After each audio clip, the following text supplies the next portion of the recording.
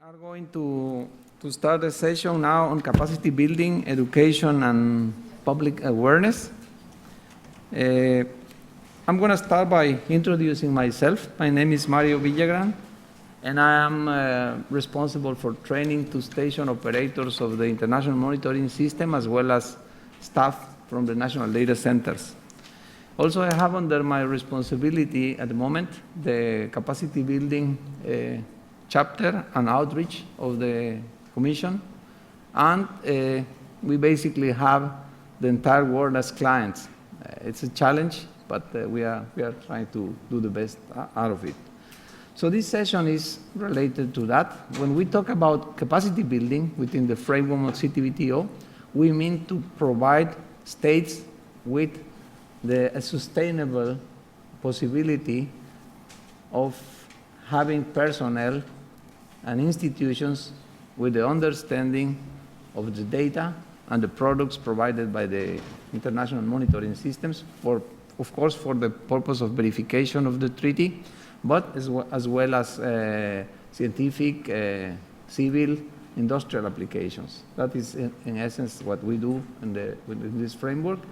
This, of course, is given and means by education and public awareness, and that is the reason, basically, we launched this session. So next to me, I have Tim Ahern, a well-recognized seismologist. I will say a few words about him, but first I will talk about IRIS. IRIS is the Incorporated Research Institution for Seismology. IRIS has a chapter called Data Management Center. Tim is the director. I would like to mention that the DMC of IRIS is the largest seismic data center in the world. They manage data from both passive and active sources deployments. Tim has been the leader in the IRIS data effort since the beginning of in 1987. IRIS DMC is based in Seattle, and they are managing terabytes of data you cannot imagine. They handle all this data and distribute it for research and for monitoring purposes to all the communities. So I'll give now the floor to Tim to say a few words for us. I don't want to take much time. Just to mention a couple of the other aspects of IRIS Data Services that I'm the director for. We actually do have capacity building workshops around the world about every 16 to 18 months. This year we'll have one in Pretoria, South Africa, with the help of Michelle. We bring, this time we'll bring about 25 participants to learn some of the more modern aspects of data management, primarily trying to help those networks meet their neighbors so they can network with other neighbors, and also open up their data to the broader community and learn how to get the data from all the other networks around the world to help in their studies. So we do those workshops. We also have a finite amount of money, obviously always too small, to put in some physical infrastructure, for instance, to support real-time telemetry. So if you have any interest in those things for your networks, and most do, please talk to me. We won't have enough money to do it all, but little bit by little bit, we move forward. So we do have aspects of capacity building. IRIS also has a strong program in education and public outreach to teach undergraduates and students and the general public more about seismology, so they'll become interested in it and go into it as a discipline, as a profession. But I'm not the director of that, but I can tell you more about it after the session. So that's all I want to say. Thank you. Thank you, Tim. So we're going to give you a hint how we're going to run the session. We have 7 presentations for this morning. I'm going to be calling one by one of each of these presentations and talking about, also calling the presenters of each. And we're going to give you a heads up when 13 minutes have been gone so that you wrap up your conclusions and recommendations. And then Tim is going to call for some questions, and then we open to the public, okay? So since the topics varies from one to another, it's too complicated to try to make a Q&A at the end. We prefer to do it at the intermediate level. So we're going to start with a presentation of a novel framework for expanding NDC capacity building. This is an interesting presentation you will like. It's the cooperation of 3 different states 3 different national data centers, NDC Brazil, NDC Austria, and NDC Namibia. It's going to be presented by Mauricio Moutinho, Ulrika Mitterbauer, and Nortin Titus. So please, if you can come.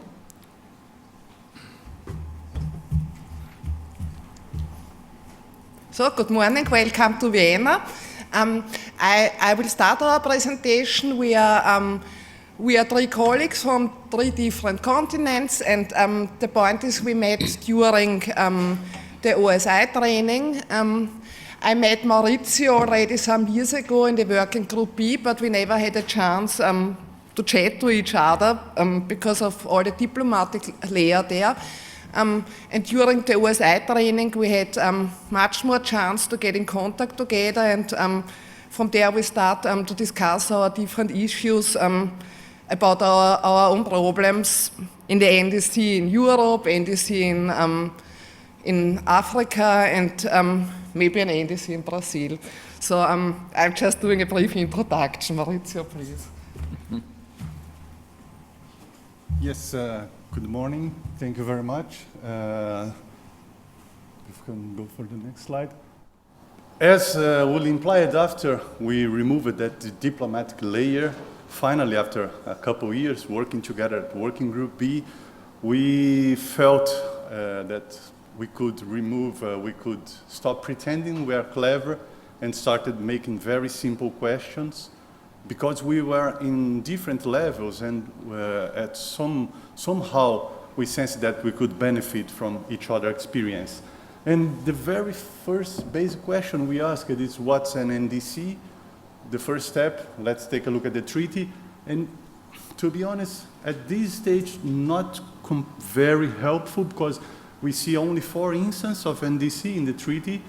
3 of them are saying that NDCs can be used to send relay data from IMS to the IDC. And the only hint we could get from the treaty is in the paragraph 22 of the protocol, basically to receive, process, and analyze data. We still have no clues on what exactly it meant for each state in particular. Then, in the next slide, we found a very interesting document from the PTS, which was helpful for us to get deeper into the problem. But still, this is a PTS document. This is meant for every single state. There is no, as we'll see, no one size fits all. It's a very good guideline, but still, the answer that we were looking for was not completely in there. And we'll explain very briefly a little bit about the different solutions each state took for the similar problem, starting with Austria. So I am the manager of the Austrian National Data Center. We established our NDC already in 1999. As you can see from the slide, we have several people working in our NDC. We have seismologists, we have meteorologists, we have IT people. So I believe we are a rather well-equipped NDC, to speak like this. And we are already 18 years running our NDC. So when I was speaking to my colleagues from here, I think I have a little bit experience I can share, and here you can see as well our duties normally is, our main duty is verification. So if there is a suspicious event, I must go direct and speak to my ministry and report what I found. I have to write a report. I am downloading the data, analyzing the data. We have a cooperation with the university because we don't have our self-radionuclide expertise at our NDC, so I'm going out to get the information.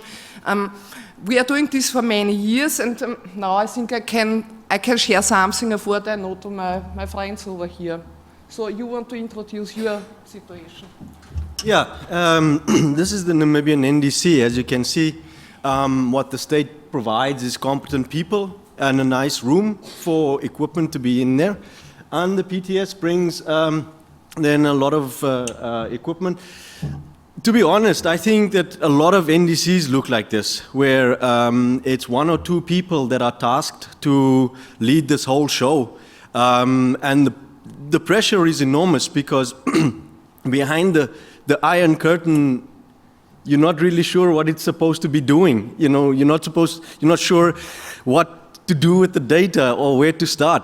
But the question came up, what if your national authority or your president was to call you and say, Norton, I need an answer from my data center, did the event happen or not?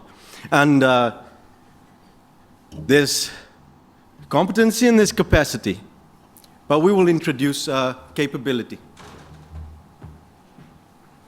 And in Brazil, first of all, I thank Mario for promoting us to an NDC, but to be honest, we are still in the process of building our NDC. What's our situation now? We have many stations. We are part of the treaty. We are providing a lot of data, resources. We had trainees in all three OSI training cycles, but we are not getting the benefit. We are still missing one important piece in this puzzle.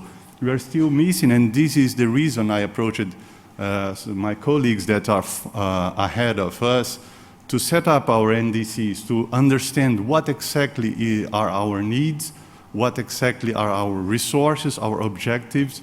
So this is the step we are right now, to put together this verification puzzle. And of course, the first thing to do is to seek help, and the PTS is the very good starting point. And this is how we perceive the capacity building right now from our side. We start from a not very clearly defined need, of course. Treaty verification is there. We have help from a lot of help from the PTS on capacity building system, for providing the software, providing the training, which in the end give us a toolkit, a very powerful. But if we don't know how to use it, it can be quite useless. So what we perceive happens now in most of countries, and I'm sure this is a way that Brazil would be going. In the beginning, we don't start from the very first point. We start somewhere around in front of the timeline. We don't do our homework. You see the main actors, they state in the beginning, it's not completely engaged. There is no clear definition, what are our needs, what are resources. We rely on PTS to help us building capacity. They do their job, and then when they left, we have no idea where this capacity is going to, because from the beginning, we didn't define our needs, we didn't define KPIs, key performance indicators, to measure if we have achieved it or not. So this is how we perceive the system works now. And in the next slide, what I would like to show, because we have a tendency to put all the effort on the PTS, okay, let's get help, but we got across many different concepts: competency, capacity, and capability. And for us, it's very clear, the state must be always in charge of all of these three steps. Competency, to have competent people, to have the setting, to have the proper location, to define the needs. This is up to the state. No one can help. There is no single solution. Then we can get a lot of help from PTS to develop capacity, and our framework will show how we can bring this forward from capacity, from have that toolkit to actually developing a capability. And for the framework, I would like to ask Dr. Norton to say a few words. Thank you, Lieutenant Colonel. So this is actually Maurizio highlighted most probably the most important factor, that the member state needs to clearly define their needs. So I'm going to talk of our experience and why we developed this framework, because my need was verification. I mean, to me, it terrified me if my president was to ask me for a report on whether there was a nuclear test or not. So my immediate need was for verification and being able to verify that this test took place. So on the top level of the arrow, you see that the main actors is the state, the PTC, and then we are adding NDC cooperation. But NDC cooperation is very loose. It can mean anything. And this is where we put our minds together and thought about it a little bit. Every state has got its own needs, resources, pressing issues. This we understand. But at least it provides capable people, competent people, it provides the setting for an NDC to take place. Then the PTS comes in and builds the infrastructure and provides the training. This is what we think is capacity. Now the capacity is set, but does this mean that there is capability? Now we're introducing two more enablers called mentorship and partnership. Of course, Maurizio and Uli said that the diplomatic layer was removed and it introduced through the OSI training a layer of trust. So when you go into a mentorship program, for sure you need to have some sort of a level of trust. And this is what we think this mentorship and partnership brings about. So in the beginning we see that with the state defining its needs, the PTS coming in and doing its job of setting up the infrastructure and doing the training, this will bring capacity. On the y-axis, we add a new metric called capability. And this is where the mentorship and the partnership, so if you go into a mentorship with an NDC that's a lot more advanced, a lot more capable, we can solve our needs through that mentorship program. Other NDCs might want to go into partnerships where one does waveform and the other one does radionuclide analysis. So in this way, we think that the investment that the state and the PTS does in terms of providing this kind of equipment and the training can now be safeguarded.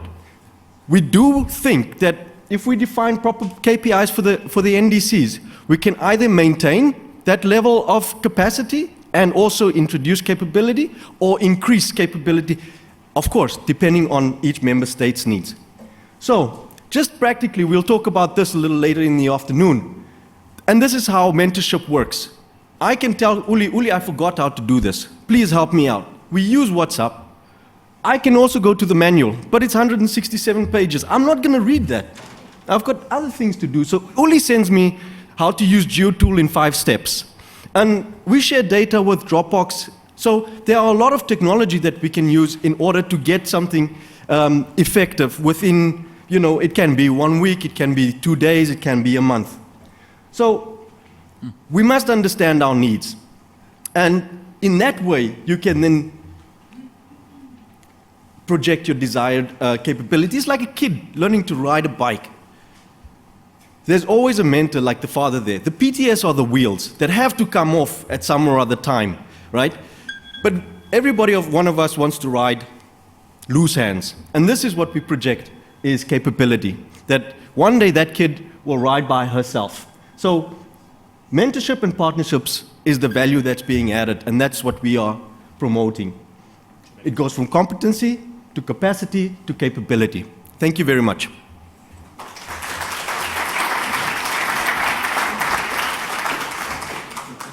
Thank you to the three of you for a well-orchestrated talk, too. They take dancing in the after hours.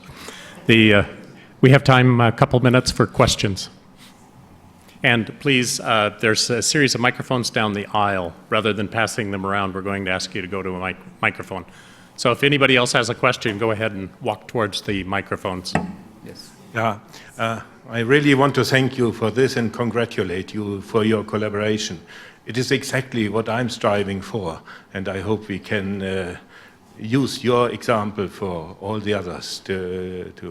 Thank you very much. I only want to praise you.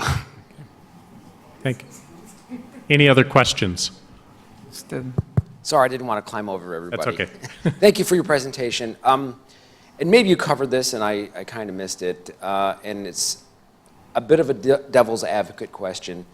Your last slide showed a parent with a child with a bicycle. The analogy might be more like a babysitter that's paid and not. What is the incentive, the main incentive for more sophisticated, experienced NDCs to partner with the NDCs that would like the mentorship? Thank you. Okay, I think I can try to answer these questions. We certainly need to have some sort of a formal framework to do it, and I would like to borrow an OPCW example when they have this mentorship for labs, and we just find it out after we put our presentation together. So they have a program where more advanced laboratories can mentor, and we have it right now in Brazil. Our laboratory is being mentored by Finnish from a laboratory from Finland, which is a very good laboratory. The problem is, at OPCW, it's very easily defined what you have to achieve. You must have, by the end of the process, a designated laboratory. And this is a reason we put the KPIs. We need to work out on proper KPIs to measure if we achieved our capability or not. And then we could design a project. About funding, of course, this question will come at some point, but before that, we must develop the framework and have quite well-defined KPIs to measure if we are achieving the ends of this mentorship and partnership. And after that, some sort of a mechanism for funding from the states, from whatever will be. And as I said, OPCW has used some similar concepts, and we find out it only after finishing our presentation. Okay, thank you very much. I think we should move on to the next talk in the sake of time. Okay, so we continue. We're going to have, again, this time a duet, playing the orchestra here.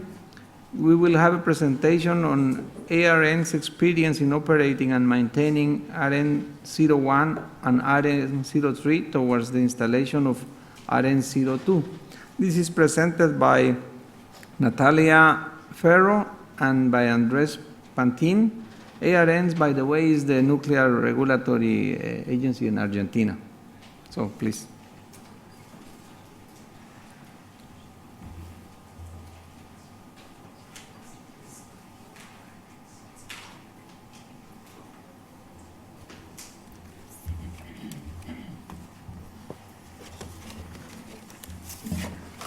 Good morning, everyone. Morning. Thank you, Tim. Thank you, Mario. It's a pleasure for us to be here. So, as it was said, we are here to talk about ARN experience in operating and maintaining radionuclide stations. So let me start talking a little bit about what ARN is. ARN is the national organization in charge of regulating nuclear activity in Argentina, and it was established in 1997. This is the structure of the department that we belong. You have there the non-proliferation policies and institutional affairs department. And this department deals with all the institutional activities in connection with the CTVT. And there is also a specific unit there, that deals with the technical activities in connection with the CTVT.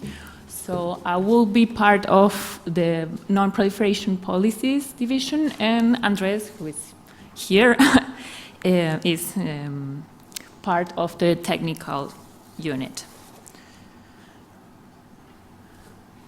So an important thing to highlight is in connection with Argentina and the CTVT is that during the negotiation of the treaty, Argentina participated as technical advisor. Argentina signed the treaty in 1996 and ratified in 1998, and it was the 23rd state to ratify the treaty. Then in 1999, ARN was designated as point of contact for the installation and operation of radionuclide and infrasound station. And in 2004, we signed with the PTAs the facility agreement. As regards ARN and the CTVT, I would like to highlight the key role in connection with the monitoring station under its responsibility. And this means that we participate before the installations, for instance, finding the lands, during the construction, supervising, and during operation, because we are in charge of operation and maintenance. Here we have the distribution of the stations in Argentina. So, as I said before, we operate the radionuclide stations and the infrasound stations. We have 3 radionuclide stations assigned and 2 infrasound stations, and there are also 3 seismic stations in charge of the National Institute for Seismic Prevention, which is a different institution.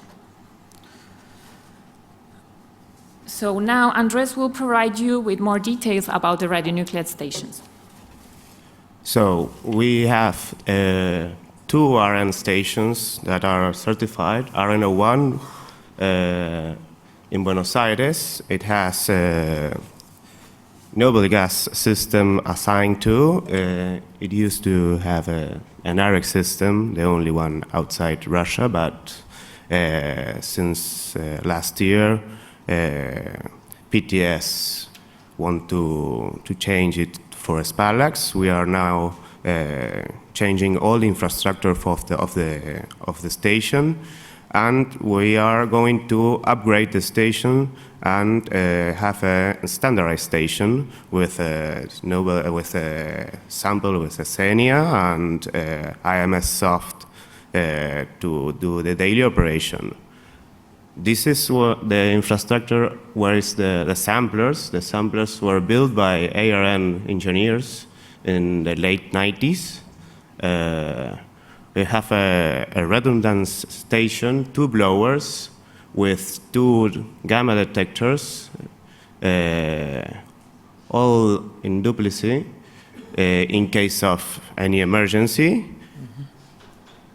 Our availability through the years it was almost 100% until last year. Last year we had a lot of problems to maintain a very old equipment. I don't know, for example, a Pentium 2 in Rittersaal computer that handles all the station, for example, or analog MCAs. So PTS want to recapitalize the station, and we agree with that, to have all the stations with the same equipment and to have a facility with spares to change in case of we need something in a very quickly time. RN03, it was certified in 2004, and last year with standard equipment, and last year they changed some things to get the latest equipment there.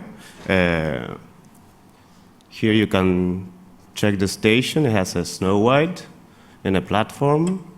We had a visit from Lacina and our ambassador. The guy with the beer is our manager of IMS station, and the bald guy is the local operator. It snows a lot. That was a few days ago. That was a few days ago. Mm-hmm. And sometimes it's very difficult to reach that place. We need a special vehicle or tires. But it's inside the airport, so it's a secure place, and if you need help, we could have from police from there or even guys from the airport. This is the standard equipment that we had right now in the station. We have a DSA 1000, a standard port server, software, and a cryocycle. That is a mixed cooling system. Our average during the years since certification is this one. We had a problem with the cooling system in 2008, but because we have a redundant station in Buenos Aires, so every day the sample was shipped through Bariloche to Buenos Aires to be measured in the second detector. So we didn't reach the 72 hours to get the sample as PTS needs, but still it was measured and the spectra was there. So, Okay. RN02. So now, coming back to RN02, which is the radionuclide station planned for Salta province. This one is not yet installed. We are still negotiating a cooperation agreement with the airport of the city of Salta to install the station there. And we expect that the equipment to be installed in the station will be standardized.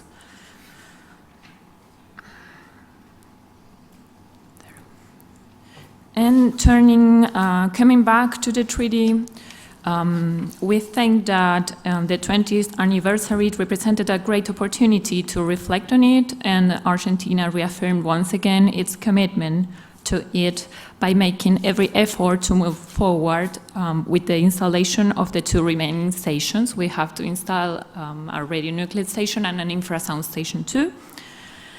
And we believe that there is a solid pillar to build on and to overcome political, economical, and legal obstacles to the entry into force of the treaty, and this is the IMS, which has proven its enormous value throughout the years. So it is time to turn words into action, and in this task, it's crucial to bring everyone's attention and to get everyone involved. Thank you. Thank you.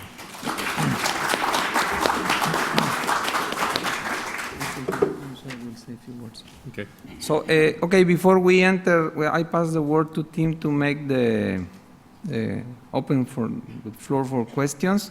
I would like to mention that we welcome Natalia to the world of the CTBT as a young scientist. You may note that the program that the character Y has been put on the title. This means that this is one of the presentations that is also put in place in case you want to vote for the Young Scientist Award. So now I'll pass the word to Tim. So we still have time for questions. So are there any questions from the floor? If you could go to a microphone, please.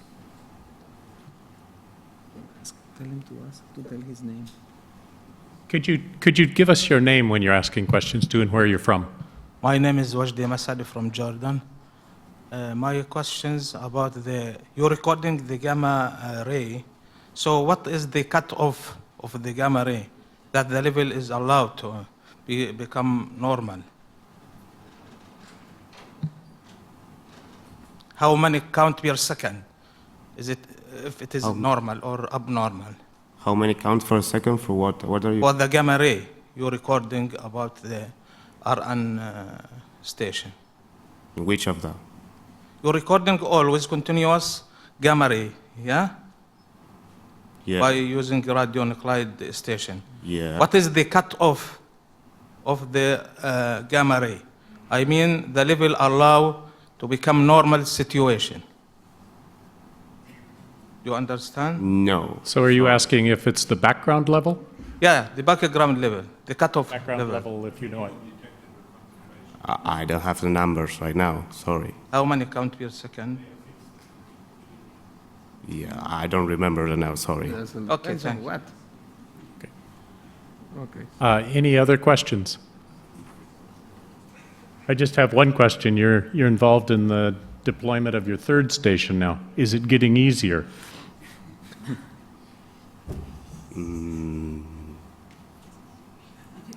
It depends. It's, So maybe not. we are trying to deploy this station since the beginning, so Okay. we have a lot of problems with the ministry in that has that lands. Now we changed the situation on where to build it. It would be the airport of Salta to have. This will be a second treaty with the same company that handles all the airports in Argentina, or most of all the airports in Argentina. So it would be more easy. So it's mostly about the permitting and permissions. Yeah. Thank you. Can I have one? Sure. So I have one question. I know it goes outside the framework of your presentation, but lately we have tried to provide cooperation for the put the lab to work. What's the status now? The laboratory? Laboratory status, we submit the draft of all the documentation that was asked by PTS last week. So now we are waiting for your devolution on if it suits the needs, so we have to change something. And if it's all okay, maybe November, December this year, we got it again with all the other labs that are certified. Thank you. Should probably move on. Okay. Thank So, you. In the interest of time, of course, we will move on. We have another presentation. This one will be given by Tina Brigitte Larsen, and it's creating synergy between IMS data and local data verification, detection threshold, and local applications. Okay. Thank you. During the last 2 days, we have heard several speakers talk about how important it is that local NDCs around the globe start integrating IMS data into their work. And at the Danish NDC, we could not agree more.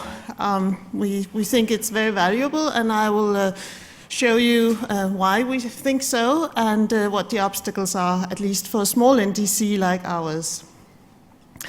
The motivation for including IMS data is, of course, that the IMS data are of an extremely high quality.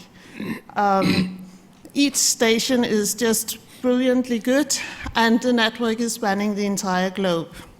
However, when we do our daily work, we're a small NDC with just 3 seismologists doing NDC and all other kinds of seismological work related to Denmark.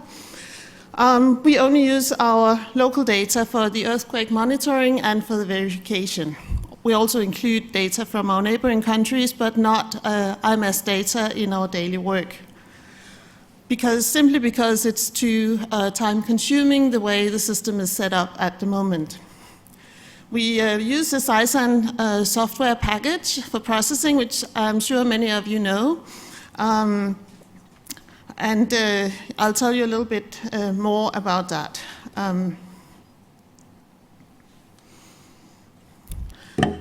Our network is actually surprisingly large. Denmark is a very, very small country. I've marked it on the globe since I don't expect everybody to know where exactly is Denmark. Denmark includes Greenland, which is huge. So actually, we're a very small country with a large landmass.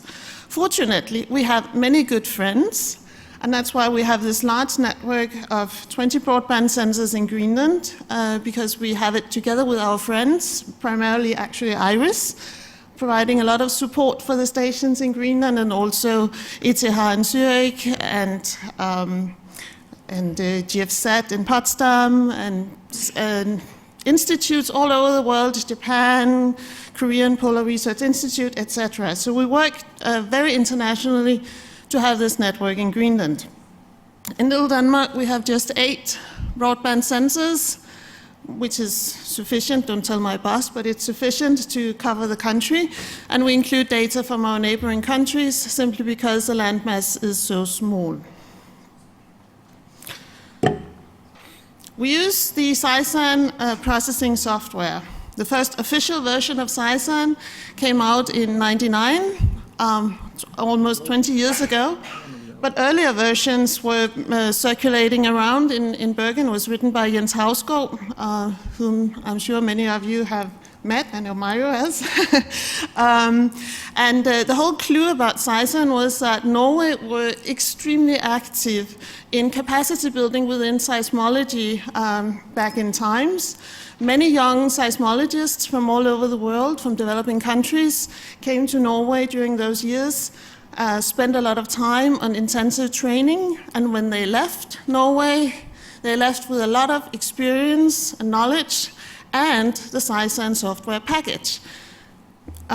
So now these young seismologists who left Norway to move all over the world, they are not quite as young as they used to be, but many of them still have SeisAn as their primary piece of software. SeisAn is still being maintained and upgraded. It's free, open source, anybody can download it.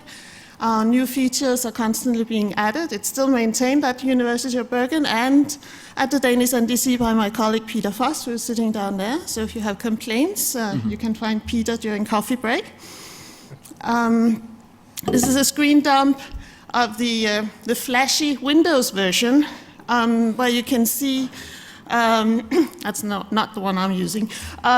You can see the windows. You have the waveform window for picking. You have a locator window where you have your face picks. You can see your residuals as you locate. There's a link to Google Earth, so you can constantly see where in the world you are, which is useful in case you end up locating an earthquake at 700 kilometers depth at a mid-oceanic ridge, then you know you should go and recheck. And you have your window with all your events that you're going through. So this is a flashy version. The workhorse that most of us are using is the Linux version. It will run on anything you can install Linux on, even very old crappy computers like the one we are provided with at the Danish NDC. SeisAn has a waveform database and an event database.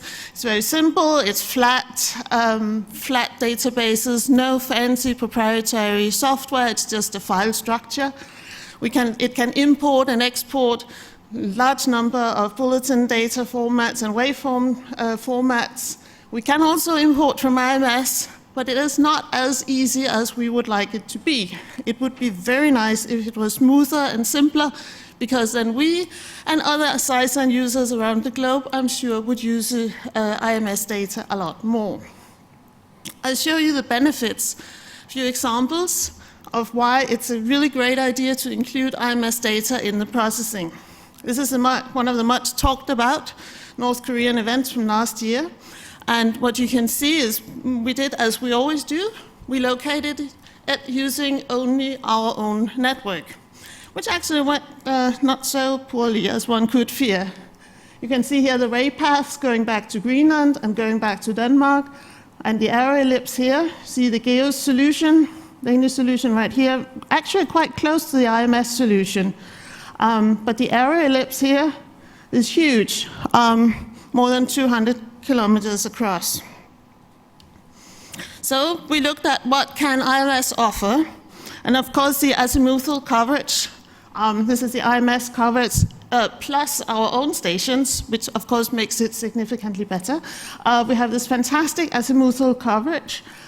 So we went in and we selected a few stations that would fill in the gaps in our own coverage and downloaded the data. The short ones, short time windows are from our own network, which you can see is actually quite brilliant. I'm only showing you stations from Greenland because the one from soft geology Denmark are not so brilliant, but Greenland stations are absolutely brilliant. And then the longer ones are IMS stations that we have downloaded. When we relocate the event using P phases from just 4 IMS stations, just 4 Ps, then suddenly our arrow ellipse shrinks from this monster of more than 200 kilometers to this nice, cute little thing just about 20 kilometers across. And you see we're moving. This was the old GEOS location. Now we're moving in here, approaching the IMS solution. So just 4, of course, we thought about which ones. You can see the rays going back to the station, so we got a good azimuthal coverage, really improved things. So there are huge benefits to including IMS data when you're using your verification. The fear of the call from the president will decrease when you can include more data. We fear too. As my second example, I was going to show you some explosions in the Danish waters. We still have old mines from World War II that our Navy is trying to clean up, and they detonate them, and we get very beautiful signals. They're also caught by the IMS system. Usually they're thrown out after the first automatic picking. But I've replaced that with another event, because we had a week and a half ago a very tragic event in Greenland, a large rock slide and a tsunami, which we have been working flat out on ever since. At the time when I put together the presentation, the IEB was not done for this event. Probably is now, I haven't checked, I should have. But I found it in cell 3, and in cell 3 there was actually 2 IDC solutions with less than a minute apart in the area. They're obviously the same event. One placed far into the inland ice and the other closer to the correct position. Here you can see a zoom in of the fjord system where the event happened. You can see out here you have the IDC cell 3 solution, the best of them. Here you have the GEOS solution, Danish solution based on the only on Greenland stations. It's actually better. About a day after the tragic event, the rock slide was located visually. So we're about 20 to 30 kilometers away with our own solution. So obviously, now that we have a ground truth in terms of a rock slide being identified, we're not going to use IMS data for improving the epicenter. That would be senseless. But the IMS data can be useful for modeling the landslide, for the tsunami.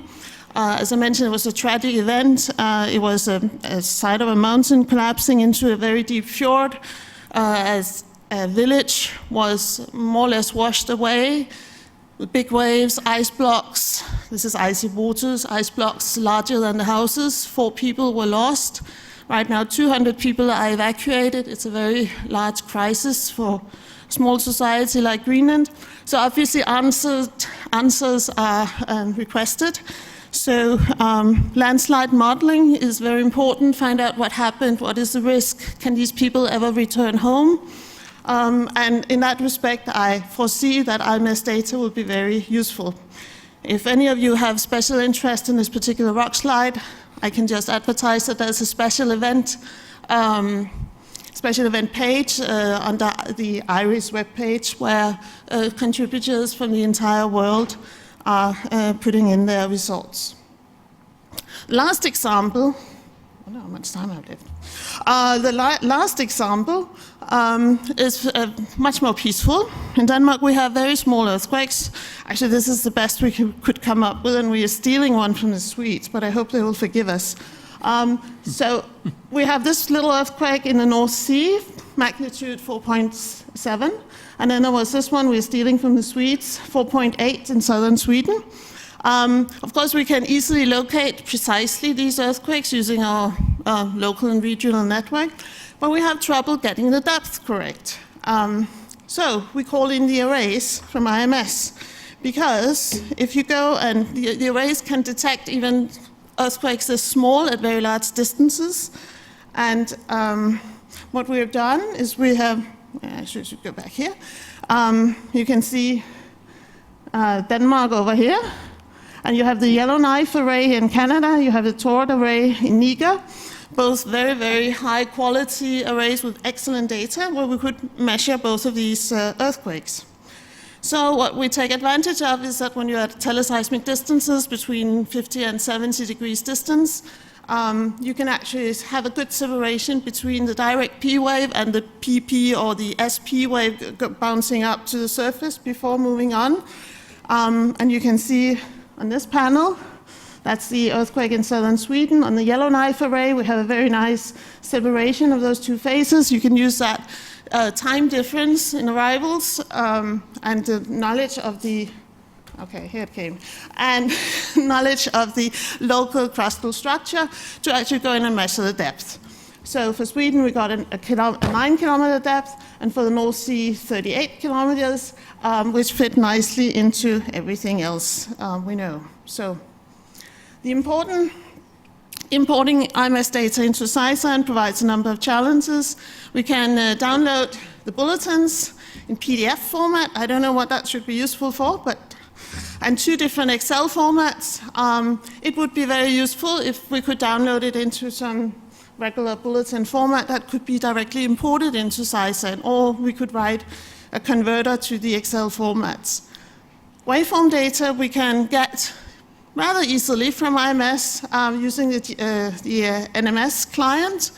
We found when we opened them directly in SeisAn that they came in sort of weird chunks, like they were small ring buffer files put together with different offsets. It looked rather ugly, but we found out that if we converted the GSE files to miniseed before opening them in SeisAn, then it worked smoothly. Metadata was a nightmare. We have not found a smart way of doing this at this point. There are station codes in the bulletin, 3D codes in the map, not a table anywhere translating, at least not one we could find. Response files we ended up taking from IRIS for the open stations. We don't know what to do about the ones that are not at IRIS. So perspectives. We see huge benefits importing IMS data into our local operation, but we also see some obstacles. And we are hoping that we are sort of advocating that a bridge should be built between IMS and SeisAn. Many years ago, Denmark, together with the other Nordic countries and the UK, were involved in building a bridge between IMS and ISC. And now we would like to participate in building another bridge so that SeisAn can be much more easily used together with IMS data. And we think it will be of benefit to lots of people, and we think that it would be a good idea to include SeisAn in NDC in a box as a simpler option than GeoTool, which, we simply do not have the resources to use whenever there's an event. Mm-hmm. Thank you. Okay. Thank you.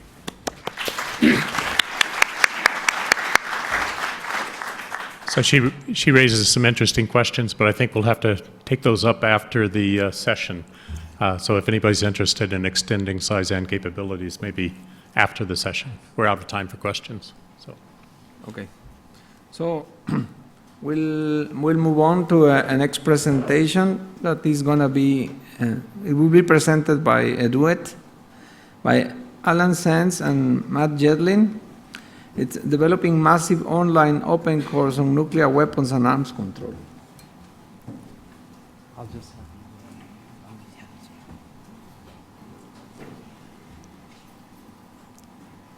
This course is an outgrowth of my first attendance at SnT in 2011. Thank you to Yochai Ben-Horin for getting me connected with the CTBT. It really started out as a boutique course. You can see it. And I want to show you the context and how it developed. And then from there, my colleague Alan Sens will also follow up on how we move from the current rendition of the course to where we're headed, where we want to take the course and go outside the confines of academia and the university and the CTBTO. It's time to really break out of the cocoon. Next slide. So here's a summary of the development of the course. It's completely unusual. Our first pilot was in 2014.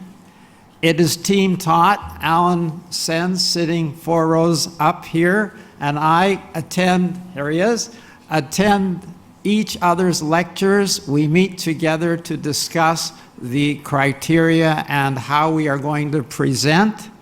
It is interdisciplinary, transdisciplinary, so it's a mix of the engineering, physics, mathematics, biology, and policy discussion.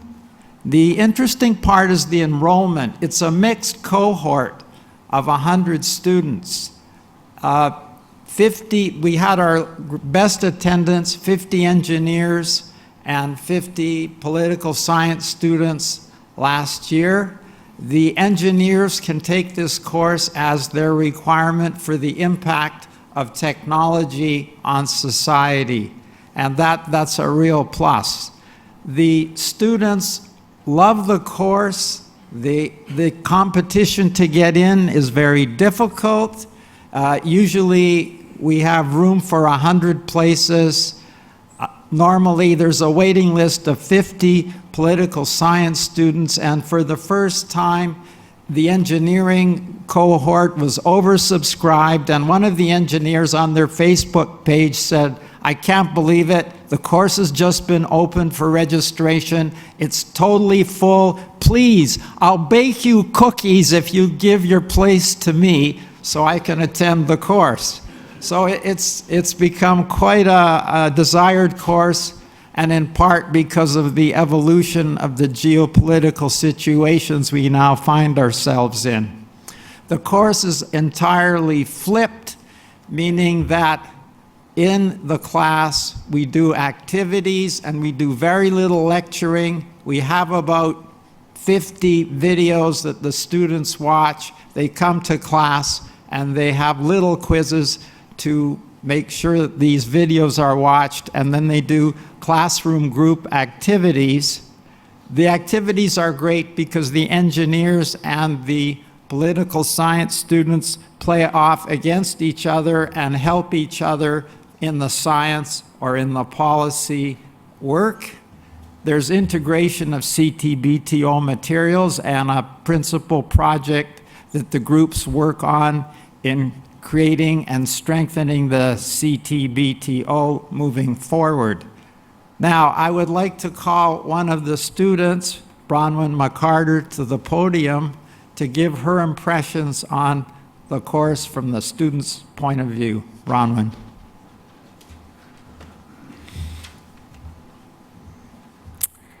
Hi, my name is Bronwyn McCarter, and I was a student in this course this past fall. I can honestly say that this is one of my favorite courses that I've taken throughout my university career, and to be perfectly honest, I had never actually heard of the CTBTO before I enrolled in the course. By the end of the course, I realized that a conversation on the nuclear situation today was incomplete without recognizing the work of the CTBTO. Dr. Sens and Dr. Yedlin used a flipped learning structure to teach this course. This optimized my learning in a few ways. Firstly, I'm the first to admit that science has never been my strong suit. Using these videos to learn the course outside of class time allowed me to take my time to understand the scientific components of the course.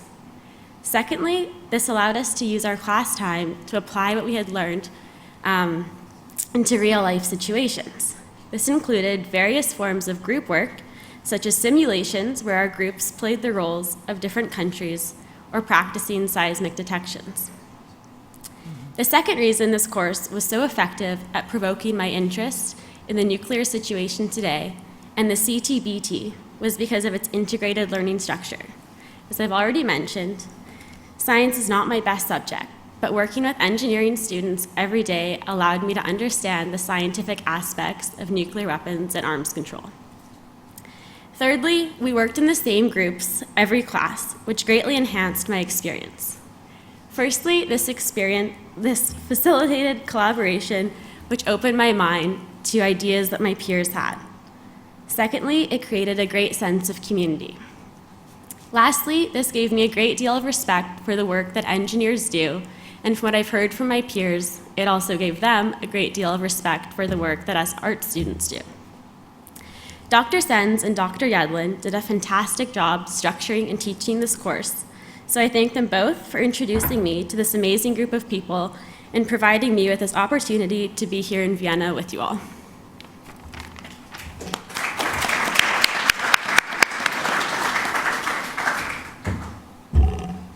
Thank you very much, Bronwyn, and I want to assure everyone here today that we did not pay Bronwyn anything to say those things, those nice things about us. Did you take cookies? We've received a few things over the years, but all, of course, completely within the university's rules. So there we are with our class of 100 students a year. Matt and I worked very hard on this. It took a number of years. And we had a self-congratulatory moment one day, 100 students, 50 from science, engineering, 50 from arts.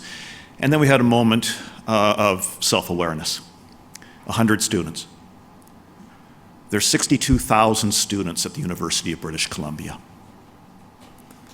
It doesn't take a great deal of quantitative insight to realize the small percentage of students we were actually reaching in a class of 100. So the next step for us is to go beyond the bricks and the mortar, to go beyond reaching even other students at other universities all around the world, those thousands upon thousands of populations, and instead move it into the public realm. So we are going to be developing now an open education course built along the model that Matt has introduced. I'm going to try and preserve as many of the elements as we can moving forward. We know other courses exist, famously one out of Stanford by William Perry, which has had notable successes. Another one at the University of Wisconsin. If you go to the poster session, there's several remarkably interesting and innovative ideas around nuclear weapons education from many countries represented here. But we think our model is both scalable and also unique. So our audience now is shifting away from students in the university towards, instead, global audiences, and we think that's very important. We also want to move towards inclusiveness. We don't want to speak simply to an audience of North Americans and Europeans. We want to make sure that students and interested members of the public from around the world see their own experiences and see their own countries and their own demographics represented in this material. Science and society literacy, I think, is going to be an important challenge for us. Can we go back one slide, please? Thank you. So objective, to raise awareness and literacy, to promote evidence-based dialogue, and to encourage engagement and advocacy. Those are sort of the core aspirational learning objectives we've got for the course. The format is going to be an online open access learning course. We're going to be using video, graphics, and podcasting. I mentioned to some colleagues that we're going to have readings, and they oh, God, wow, you're going to have readings. That's so innovative. We're starting to move into a realm now where, introducing readings to students is starting to see as this magnificent new idea in education. It sort of says a little bit about where we're heading. Then there's the content. I think here this is the core. Matt and I have really striven for an interdisciplinary content to the course, that this subject matter for us, it's inseparable from physical and life science and social sciences and humanities. You can't disengage the two. To talk about nuclear weapons and arms control from a purely scientific perspective, we think is profoundly limiting, and the same in the other direction. So we want to do that with this course. We also want to take people with us through the history, the evolution of both the science and the technology, because we think that's foundational for understanding the current situation. And then, of course, we want to delve into current issues and challenges. Next slide, please. So the challenges for us, and I'll just jump down because I talked to the first two already.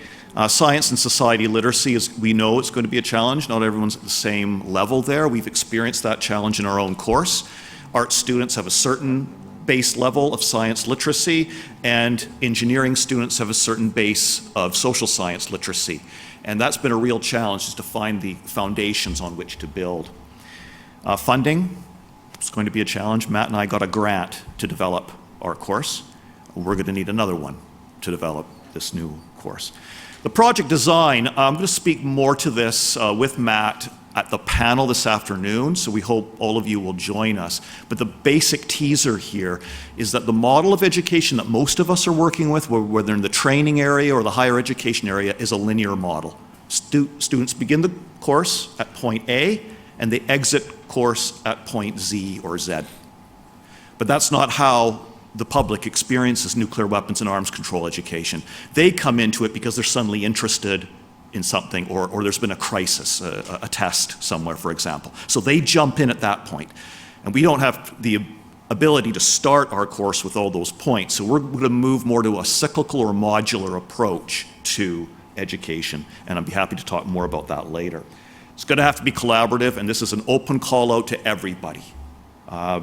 We're looking to our colleagues, to other institutions. We know we're going to have to collaborate with the CTBTO, as well as the IAEA. We want to try and talk to people through the CD. We want to look to UNITAR, folks to help us out on this, as well as the non-governmental organization sector, the activists, the advocates, and so on. Production values, one of the questions we've gotten, well, you know, are you going to use UBC films? So we have a film studio at UBC. We could. They produce very wonderfully slick promotional products. But curiously, we found that students don't respond to those slick products very well. They actually prefer to see our faces or looking up our noses from our laptop cameras and kind of mumbling and making mistakes and correcting ourselves. There's something organic and gritty to online education. So we don't want to go too far in either direction, make this into some sort of Spielberg or Lucasfilm production. We want to make it personal and make Matt and I appear to be human. Challenging, perhaps. Last slide, please. So here are our next steps. If you are an academic, you will sympathize with the very first step. If you want to do anything in academia, you must first apply for a grant. So we're going to do that. The project design, developing this modular, cyclical approach that anyone could come into the subject matter at any time. And they'll come in here and disappear, and then they'll move over to something else, move over here. It's a completely different way of conceptualizing a very linear approach to the subject matter that we tend to go for. Think quantum rather than a pure linear approach. We are therefore inviting for all of you feedback. Our emails are there. If you have any insights, if you'd like to get involved, we are looking to crowdsource some of the information. The inclusiveness angle, of course, will come from people like yourselves who would like to be part of our grand experiment here. Thank you very much.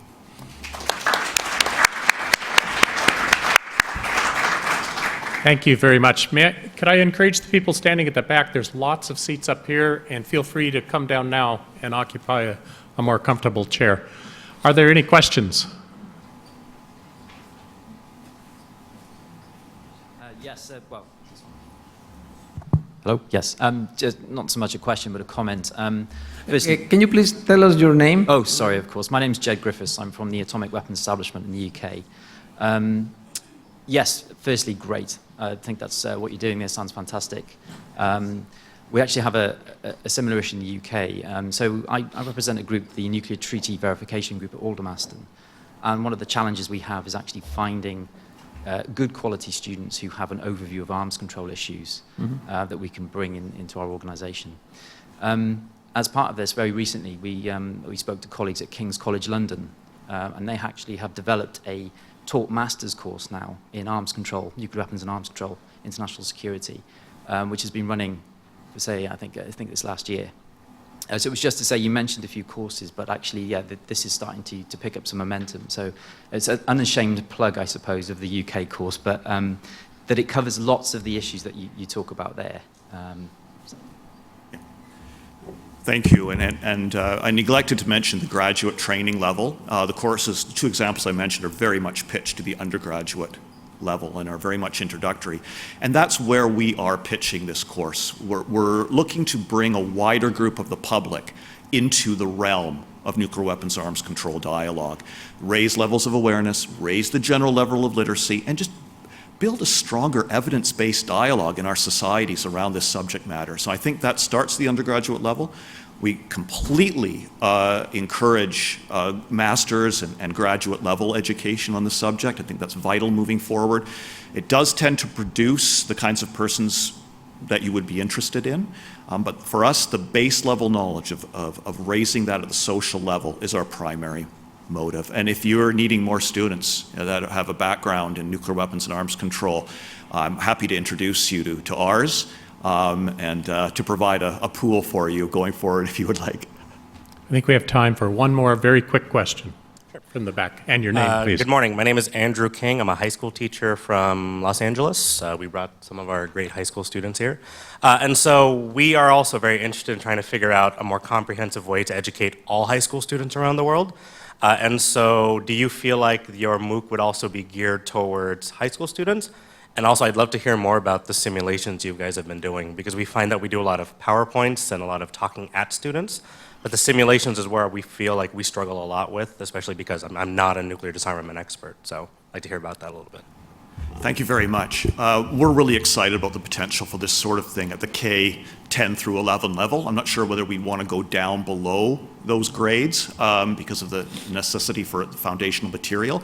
Our vision of this new design, a nonlinear view, is that, yes, various subject matters could be plucked out of the modules and used in various other courses, in whole or in part, to be used at the high school level, or that in fact sections of the entire course could be plucked out and that would have sort of a short narrative, coherent narrative that then could be used in that context. Because the course would be open, high school students would be free to access it and explore as much as they wanted. The simulations we probably don't have time to go into, but please let's talk afterwards. But students simulated a nuclear weapons negotiation. They simulated an Iran nuclear weapons deal.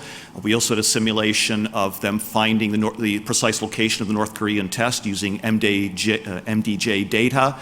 So they did that exercise. So we have a whole range of things. We have a prisoner's dilemma exercise, which is always very interesting. So we're happy to discuss that with you. Thank you very much.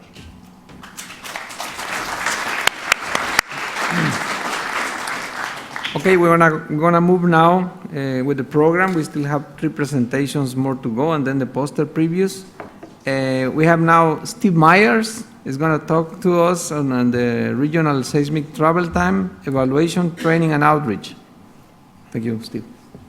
Thank you. I appreciate the opportunity to talk today.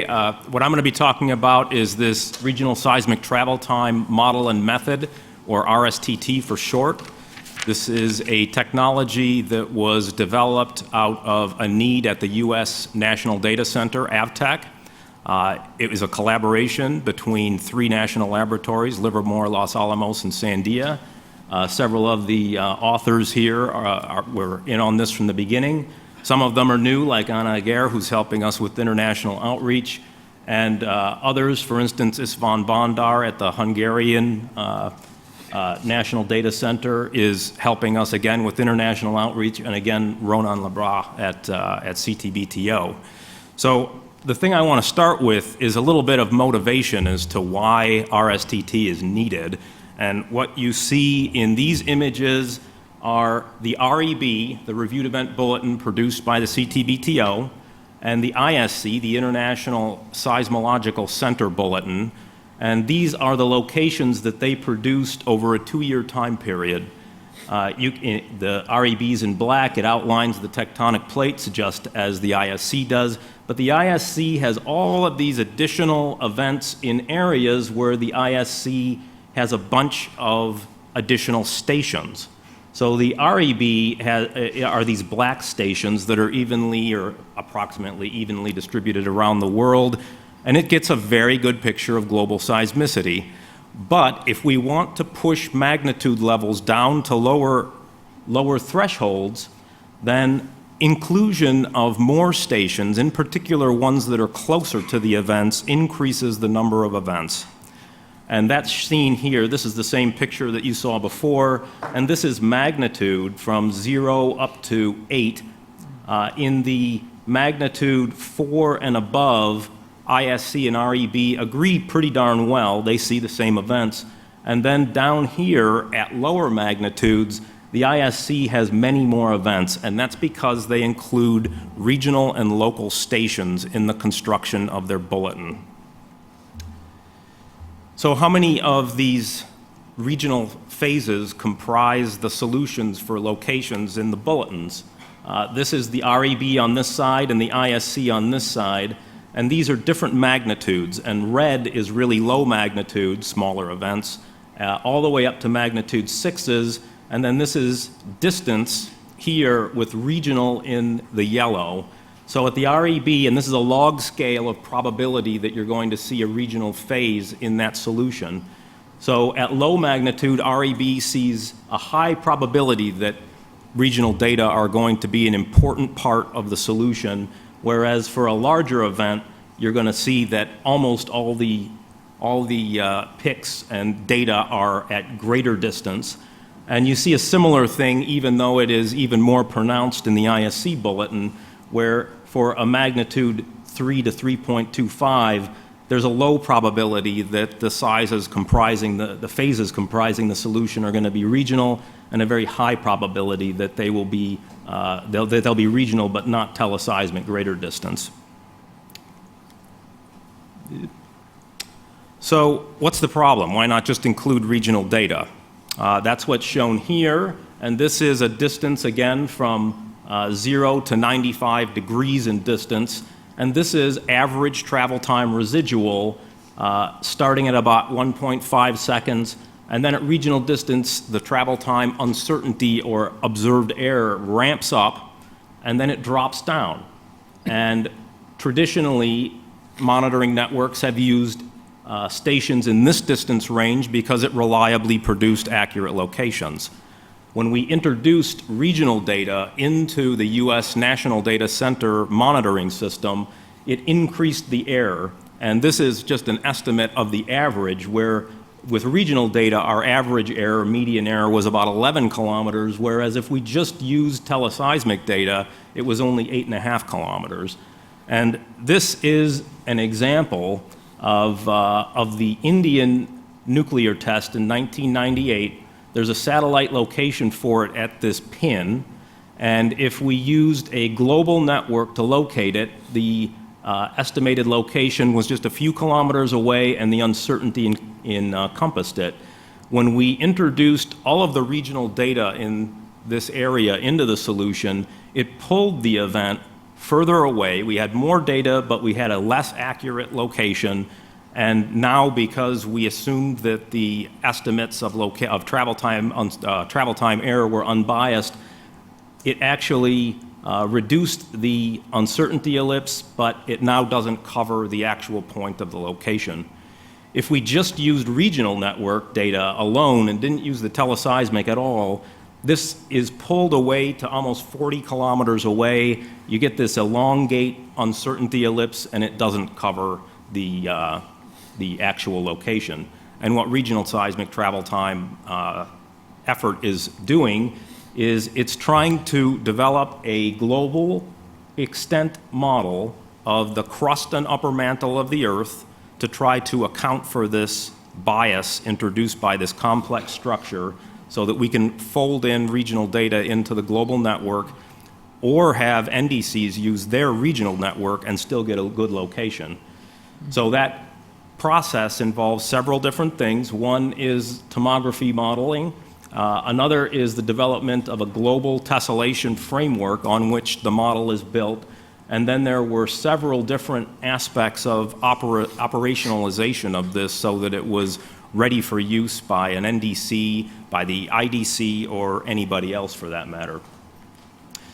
So this is just a summary picture showing the global tessellation on which the model is built. This is a blow-up showing the actual grid size in the UK. At each one of these model nodes, there is a velocity profile with depth. That velocity profile includes several crustal layers. The depth to those vary at each node, and the velocities vary. So we interpolate these velocity profiles to produce, in this case, a cross-section from 0 to 60 kilometers depth. You can see that there's various basins in the Earth. There's variable crustal thickness layers, and the boundary between the crust and mantle, or the MOHO as it's called, is also varying. So it's this type of accounting for three-dimensional structure that's helping us improve travel times. This is a graphic just showing the flow of process of how we develop the model. We start with a tomographic data set where we have collected as much data around the globe as we possibly can, validated it. We only want the highest quality data. We put it into a tomographic systems of equations. This is just like a CAT scan that you'd see in medical imaging, except much less constrained, so we have to add a bunch of regularization. It's a little more difficult. And out of this process, we get an updated estimate of the velocity, the velocities of seismic phases that can then be used in our calculations. And what kind of results do we see? In our initial study, what we saw is that distance in degrees, this is now that air. This is similar to that graph you saw before where at regional distance travel times ramp up in air and then drop down. When we did our best job to just simply say, well, we think this area of the world is a little faster, this one's a little slower, we actually didn't do that great a job because this is what our result was. It was only when we did the tomographic method of actually using data, high quality data, to improve the model that the travel time uncertainty dropped down to about the level of teleseismic. And this was our result for just regional data. So number of phases, in this case it's PN, which is one of the more important regional phases, and median epicenter error for our global model, the one that's used at the IDC. This is the kind of error we see, 30 kilometers when we don't have very many phases, and then it ramps down to about 15 kilometers average error. For our starting model, again, it wasn't great, but when we did the tomography, we see that we're now getting down below 10 kilometers when we use regional data. So we thought that this was a good success at the U.S. National Data Center. The U.S. National Data Center, who's got the wonderful catchphrase, "In God we trust, all others we monitor." They went to the State Department and they said, you know what, we think that the international community should use this too. So the State Department approved it, sent it to the CTBTO, and through the CTBTO, we've been distributing this software capability to anyone. It's open source. You can see it yourself.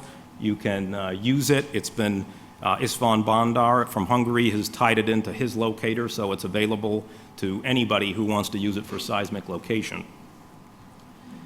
And István, before he got on board with this, he said he wants to do some tests, which I've shown here. But first, I will say that as we brought this to the PTS, to the Provisional Technical Secretariat of the CTBTO, they had several presentations at the Working Group B. The US, UK, France, Hungary, and the PTS have all run tests on this, and the general conclusions have been that A, it measurably reduces epicenter on error. It can be implemented at the IDC as a source-specific station correction, which is their current method of using travel time improvements. So there's really no software modifications needed at the IDC. It's available at all IMS stations, whereas the current methods are not available. They're available at about a third of them. And RSTT has been thoroughly tested with all aspects of the International Monitoring System, IDC, and it's found to work well with them. So the areas where it's thought it's meant to improve, it improves, and it doesn't break other things, which is important. And then István, these are just some summaries of his global studies. Wherever the red line is above the blue line, it means that RSTT improved. So this is an estimate of origin time error in terms of an improvement, event depth, and event mislocation. And this is mixing regional and teleseismic data. So this is a case where it's performing, this is a good test of how it performs with the IMS. So along with the introduction of RSTT to the PTS, we've introduced it as an integral part of the training exercises. And this figure here just simply shows that in our phase one, we really developed this for this box here, which is Africa and Asia, and also for North America. And then we've been relying on workshops in these various areas, first starting in Latin America, Oceania, into Central Asia, the Middle East, Philippines and whatnot, and then now we're moving into Africa. 2 minutes, good enough. So this is just an example of an RSTT training session. This has been introduced to 67 countries. This was one in Kazakhstan, in Argentina. There have been several others that I'll mention, but it's a very hands-on kind of thing. We give some presentations, but then we want people to actually locate events in their region. This is an example of one of the things that we request from the participants. This was our ground truth data set in Latin America. Before we started, after contributions, we got some very significant improvements in data coverage and data quality, including estimates, better estimates of crustal structure from Marcelo Assunção in Brazil. And these are very important in our efforts to continue to improve the model. This is an example. I'll go through this quickly. This was located with a local network. If we took the regional network in the area and did 10 realizations of events, on average, these were about 50 kilometers away, and when we used RSTT, all of a sudden, the realizations of the network were much closer, and this is on the border of Chile and Argentina. Our latest workshop was in South Africa in Cape Town last August. This is a picture of what we did and a picture of some of the location activities. And this is just a timeline of the outreach activities that we've had, showing that we started in 2012. We have had a regular succession of NDC workshops, and we've also been tied up with professional organizations with special sessions at IASB and other affiliated organizations, and tried to incorporate that into basic science research. And this is what we're doing right now. We're right here at SnT. We've got an NDC workshop in Africa planned for, actually it's going to be in November, not October. And then we've got a joint assembly in Japan, and we have a Gulf states that should be, that should say Oman. So I'll close and let you read these summary statements and take any questions if we have time. Thanks.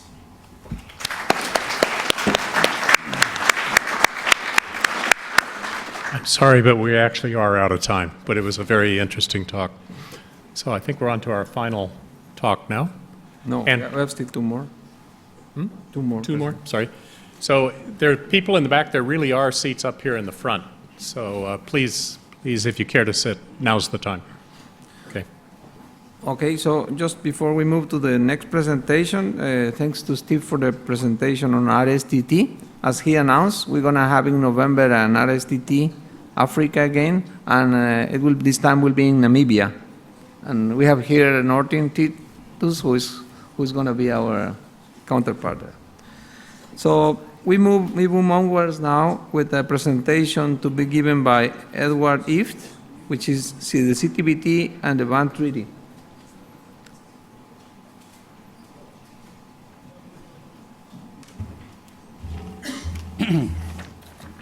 Thank you very much, and good morning. This is probably the most controversial talk of the week, which explains why there are a lot of people in the audience and only one person foolish enough to address this subject. The timing is a little awkward, I must say. I submitted this topic and I wrote the abstract many months ago. I think it was in December, before I had any idea what the state of play would be in late June. When I first thought of this topic, my first reaction was, that's worth about 3 sentences. But then I thought, no, you're a professor, you could fluff that up into a very nice 50-minute lecture. And then I thought, then you could grossly oversimplify it down to 10 minutes for the Vienna meeting. So that's what you are getting. The The state of play is that a draft text of the ban treaty was released on May 22nd, after years of discussion and years of lobbying by, in particular, NGOs. Right now, today in New York, negotiators are working on a final draft, which we assume will be completed and issued on July 7th, the end of next week. That draft will then be taken to the UN General Assembly in the fall, where it will clearly be approved and open for signature because the votes are there. And then I think we could see a rather early entry into force, because the ban treaty people are not going to make the mistake we made in the CTBT of making the threshold for entry into force much too high.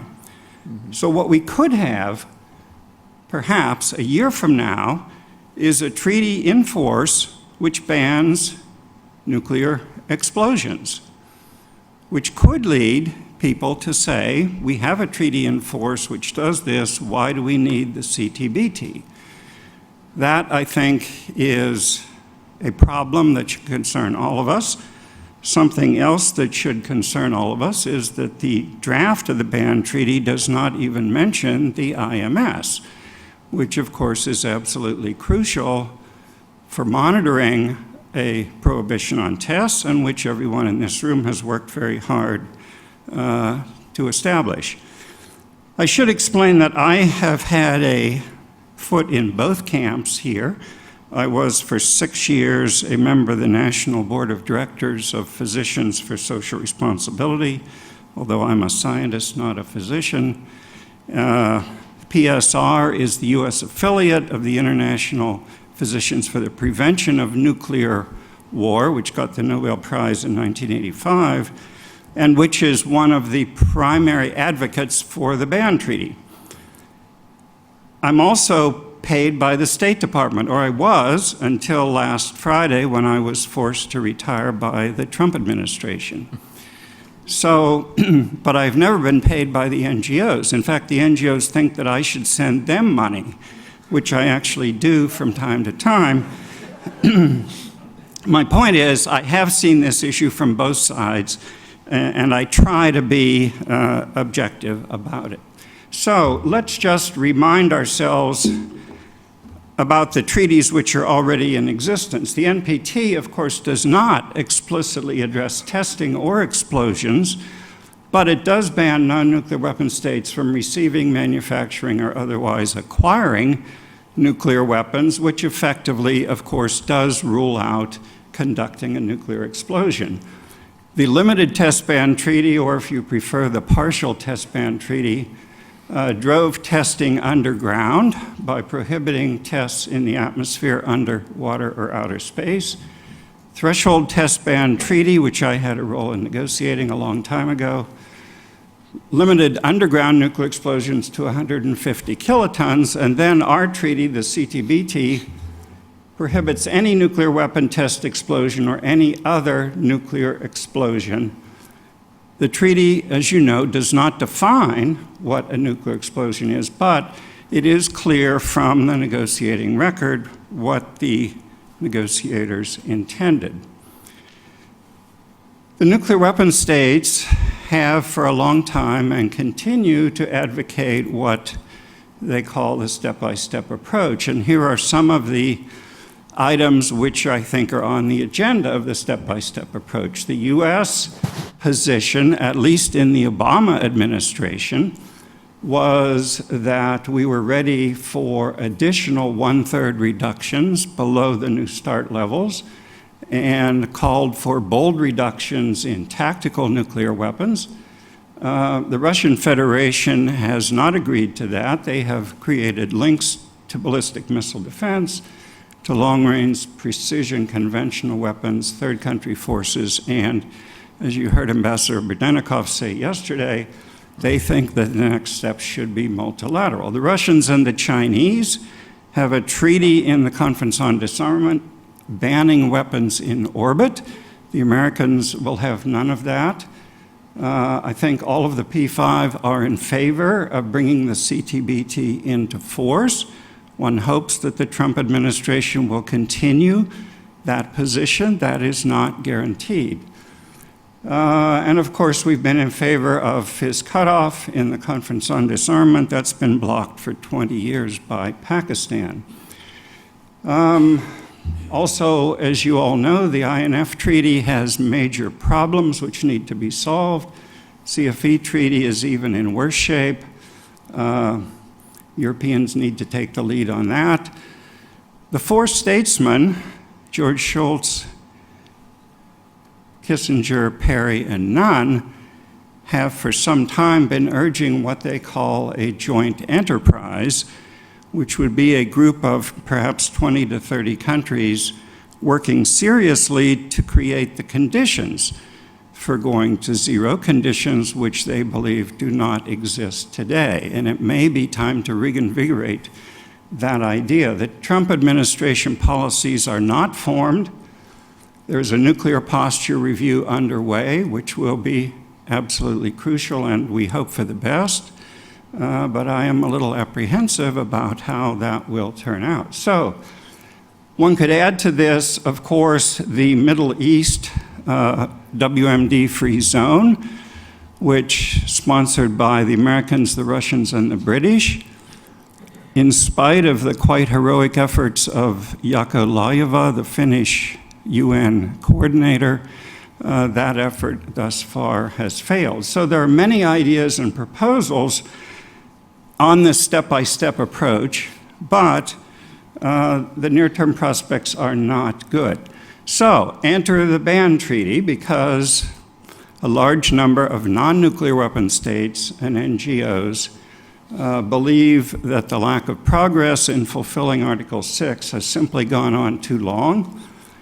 They were inspired by new research several years ago which showed that even a limited nuclear war between India and Pakistan, the results of that would be even worse than previously thought and would bring on what one could call Nuclear Winter Part 2. Nuclear Winter Part 1, of course, was investigated back in the 1980s. And growing concerns about the humanitarian consequences of nuclear war. Of course, humanitarian concerns have always been the primary reason for opposition to nuclear weapons. How did we get to the ban treaty? 10 interesting creative steps. This started with a meeting in Norway in 2013. The Norwegians wanted us, the US government, to attend this meeting. They told us this is not a crusade against nuclear weapons. This is a scientific meeting to talk about recent developments in the effects of nuclear weapons. But the ban treaty advocates quickly seized control of the movement, and then there was a meeting in Mexico, 2014, here in Vienna, 2014. This led to the so-called Austrian Pledge, which was then renamed the Humanitarian Pledge, which was then renamed the Humanitarian Initiative. This then was a topic for discussion at the NPT RevCon in 2015. The RevCon basically failed if your standard for success is getting a final document. The ban treaty people then went to the UN General Assembly in 2015 and got permission to form an open-ended working group which would not be subject to the usual UN consensus rule, which had 3 meetings last year. They brought their recommendations then to the UN First Committee and then to the UN General Assembly last fall, which authorized negotiations in New York this year, and that is where we stand. Tactically, this was a brilliant series of steps, really. I don't know whether somebody had crafted this out in advance or whether it just happened, but that is where we are today. Now, what does the ban treaty say? The draft, the May 22nd draft, we can say, as was made clear yesterday, almost certainly, at least initially, all of the parties to the ban treaty will be non-nuclear weapon states who are already prohibited by the NPT from having nuclear weapons. Many of them are also in nuclear weapon-free zones, doubly prohibited from having nuclear weapons. There will almost certainly be early entry force. The draft treaty says only 40 states, any 40 states, ratifying will bring it into force. In New York, there are some people saying it should be a little higher, but I think that requirement will be easily satisfied. I mean, Latin America and Africa alone can deliver enough ratifications to bring it into force. This will result in a curious legal situation. This just reminds us of where the nuclear weapon-free areas are. Basically, the entire southern hemisphere is a nuclear weapon-free area. We also have 3 additional treaties, the Outer Space Treaty, the Antarctic Treaty, and the Seabed Treaties, which make those areas also free of nuclear weapons. This is a little chart that I made. We don't have time to discuss it, but it sort of compares the major treaties, mostly nuclear, but some others as well, with regard to definitions, timelines, is there an implementing organization, and so on. Once we have the final draft of the ban treaty, it will be interesting to see how it compares with these. So the main provisions, as we understand them today, it goes beyond the NPT prohibitions. It bans developing, producing, stockpiling, or having a nuclear weapon program, none of which are in the NPT. There are no definitions in the text of any of these terms. This is a serious problem. The START Treaty had 124 definitions. There's a good reason for that. The New START Treaty has 90 definitions. It's very dangerous to ban nuclear weapons without defining what is a nuclear weapon. The draft bans the use, but not the threat of use. It does follow the current draft, the CTB wording, so there's no obvious conflict there, but there are other possibilities. Some of the advocates have suggested banning subcritical testing, computer modeling, or hydrodynamic tests. The open-ended working group itself recommended banning subcritical experiments and supercomputer simulations. This is close to the position that the Indians and the Indonesians had in the CTBT negotiations that was rejected by the P5. So the stated intent of the ban treaty advocates is to support and reinforce the NPT and the CTBT. I think that should be accepted at face value. But what the actual effect will be, I think, is to be determined. On the CTBTO website, you can find this statement talking about some of these subcritical tests and saying such a test is not considered a nuclear test. But will that be banned by the ban treaty? We shall see. Here's the P5 position issued last year. Diplomatic language saying they're very concerned about the ban treaty. I think it's fair to say that all of the P5 except China have issued national statements which are stronger language in opposition than this official statement. Right. Existing nuclear weapons, we don't really have time to talk about that. I think there's a lot of confusion. The understanding that I've had for a long time is that the ban treaty would simply ban nuclear weapons, and then a later nuclear weapons convention would actually lay out the elimination procedures and the verification regime. This is all now confused. We might as well wait until the end of next week, but it looks like the ban treaty is going to simply punt verification to the IAEA. No offense, IAEA friends, but the IAEA does not deal with nuclear weapons. The IAEA is not equipped to deal with nuclear weapons. although clearly they will play a major role in all of this. I guess we should stop here and allow questions. Thank you.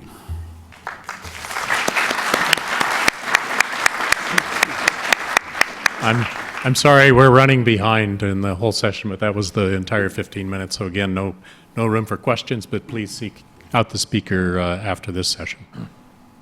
Okay, thank you, Tim. So we're going to move to the last oral presentation of this session. It's a really many authors' work. Trends in ground-based nuclear explosion monitoring research and development is going to be presented by Mónica Maceira. Thank you. Por favor.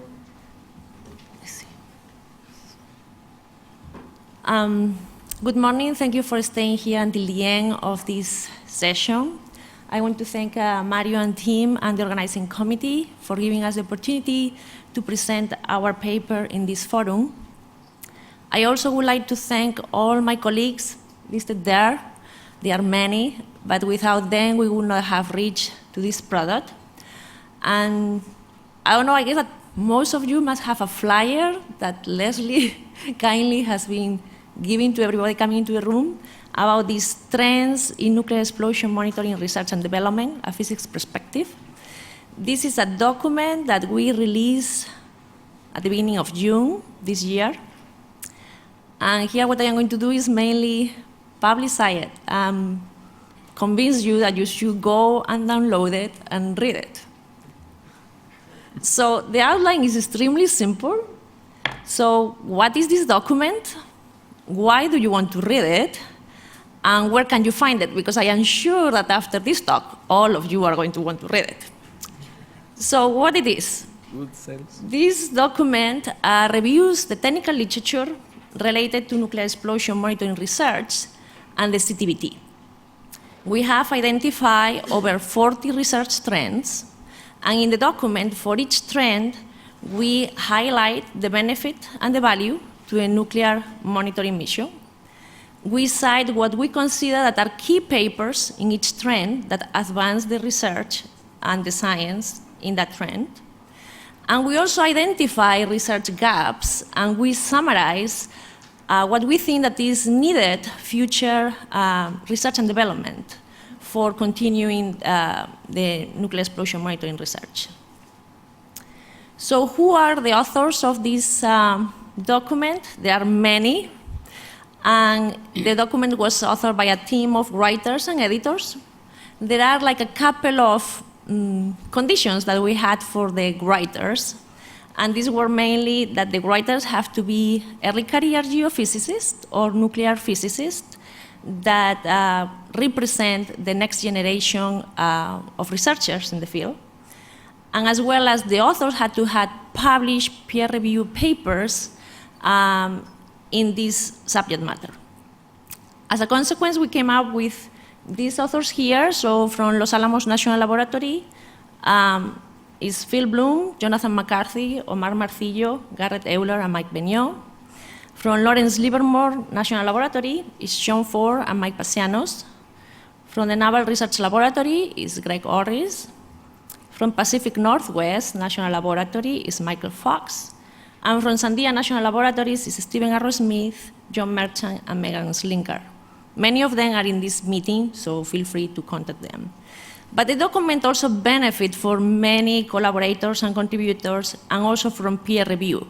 The list of the people who help us is extremely large, so we cannot put it here, but in the acknowledgements of the document, you can find a full list of the contributors. So this document, we decided to follow a physics perspective for this document. That's why in the title we have a physics perspective.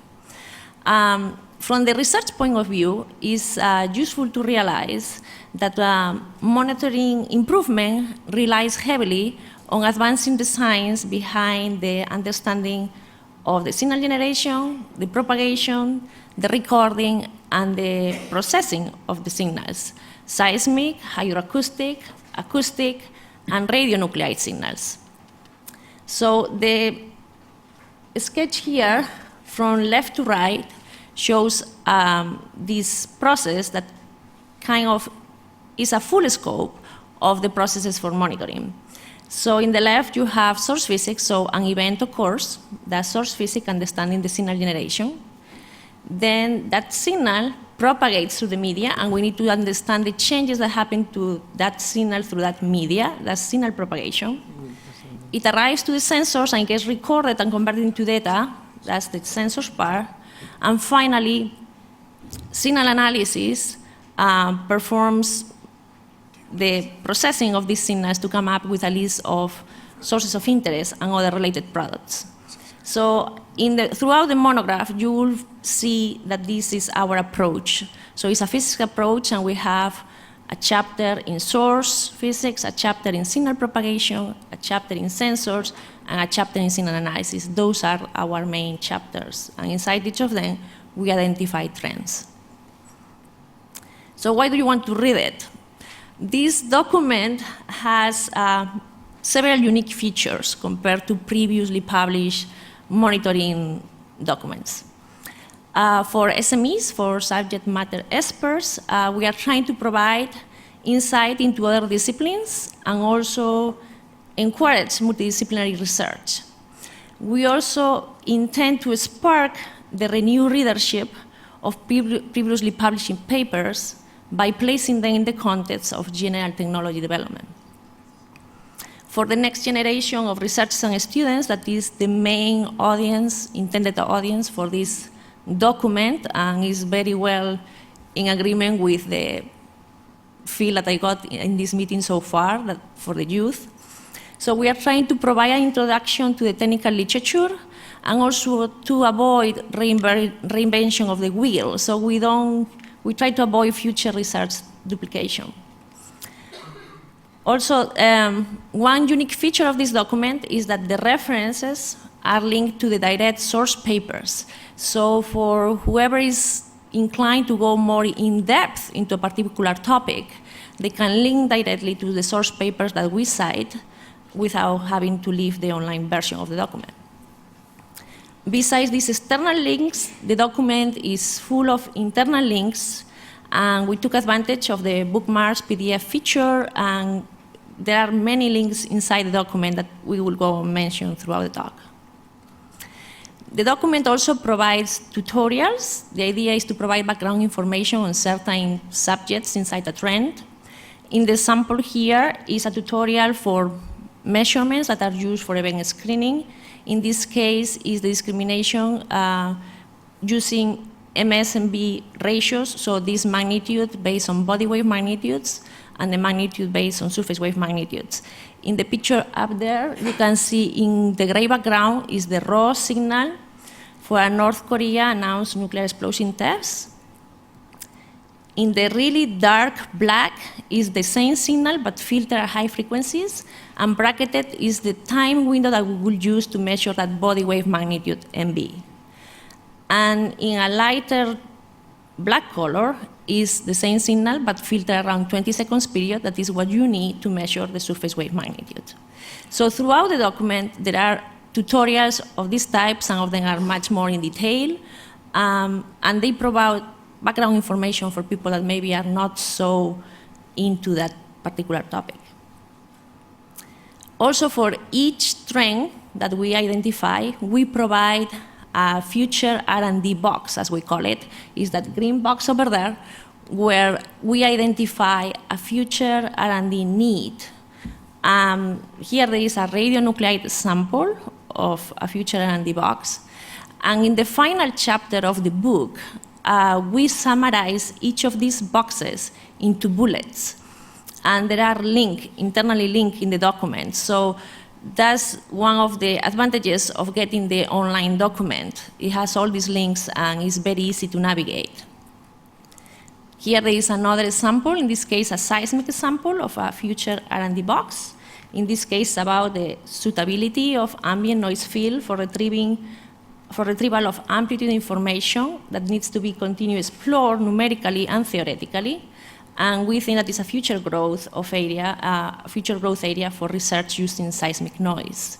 This box in the last chapter again is summarized into a bullet that we say like kind of significant improvements can be achieved with further research in, and we summarize that as exploring the suitability of ambient noise for retrieval of amplitude information. So each trend has one of these associated future R&D boxes. Here is just a schematic picture, cartoon, of this physical environment of sources that generate interesting signals for the monitoring mission.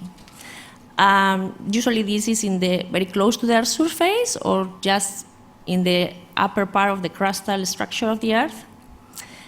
This environment is rich with many sources that produce seismic, acoustic, and hydroacoustic waves that propagate all the way to regional and teleseismic distance that are recorded nowadays with the ultra-sensitive sensors that we have. And then SeisAn analysis intends to differentiate the signature of those signals that belong to a nuclear event from the background noise and non-nuclear events, right? So here we have just some of these sources that produces those interesting signals, like earthquakes, volcanoes, bolides, the surf in the shoreline, as well as man-made events like mine collapses or explosions, nuclear explosions. So all that, the science behind all that, is covered under this document. So this is our nice cover page for the book. Let's take a look inside, should we? So this is kind of like the context of the Trends monograph.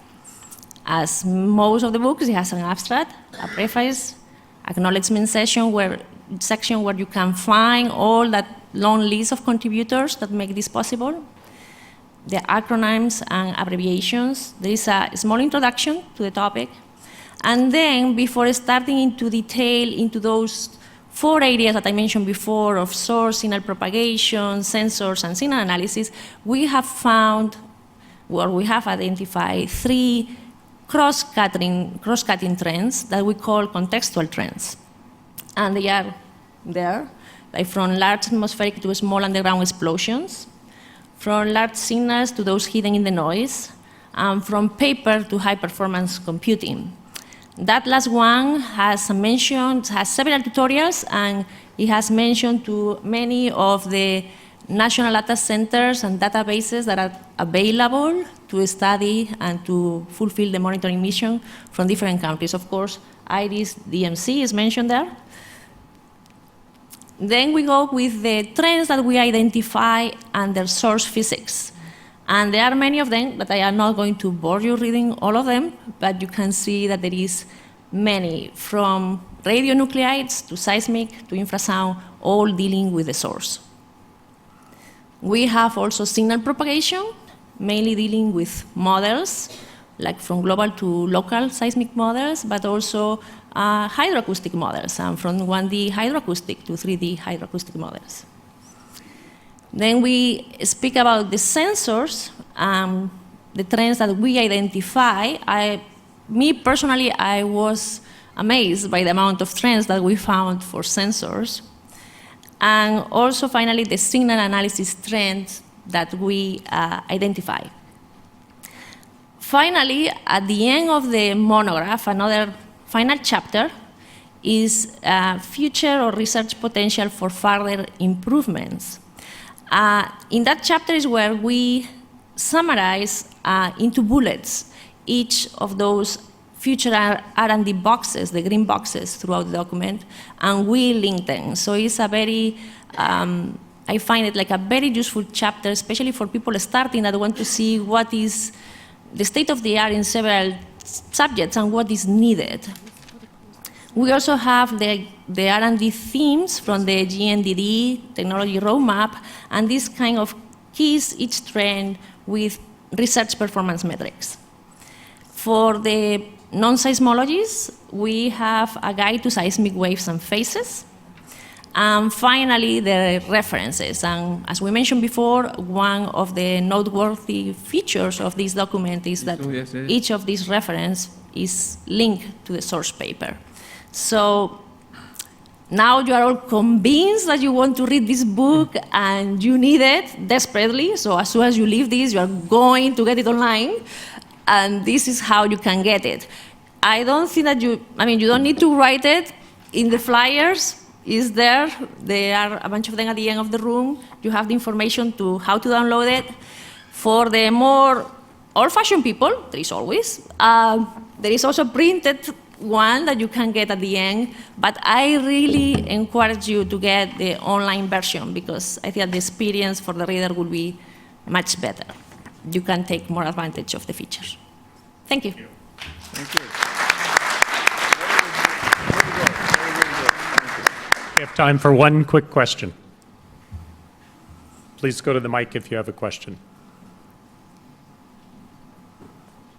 Last talk, we're all tired, I think. Yes. It was, Okay, so- we'll read the report later. Thank you very Everybody much. will go to the Thank room. you for the sample Thank of the book. Oh, I didn't get one. Anyway, so we have closed the oral presentations. Please have in mind that this afternoon from 4 to 5 p.m. it will run the same session on the posters portion. And now we have the time to put the 1-minute presentations for those that are presenting posters. There are 35 posters in this session, and we have now 15 of you here. So I'm going to just be calling by poster number, and please you have the chance to have it 1 minute. If you have, if you're going to give a poster preview, you have the 1 minute, but please come to the front now Yeah. because there's no time in So between the in posters. the list, there's going to be P2, P3, P7. If you can please approach.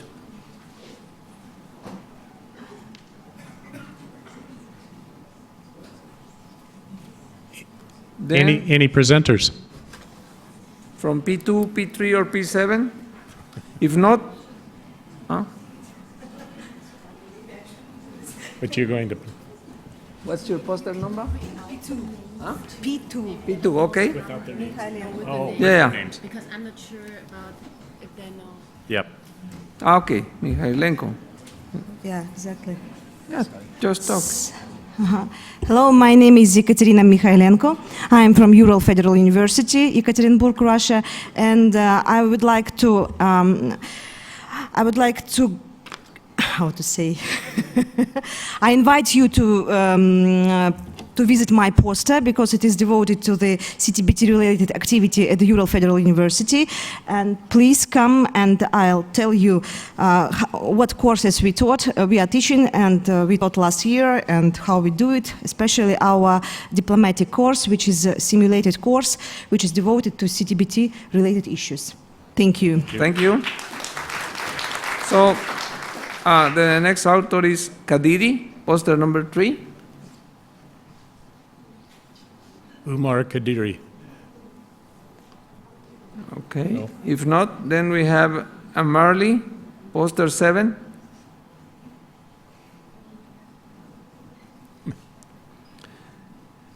Bisala, poster number 10.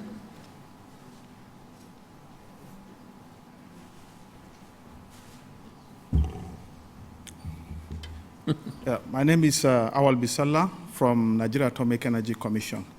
We worked on a poster which has to do with the expansion of the use of the CTBT educational resources, which has not been very adequate within our sub-region, that is the West African sub-region.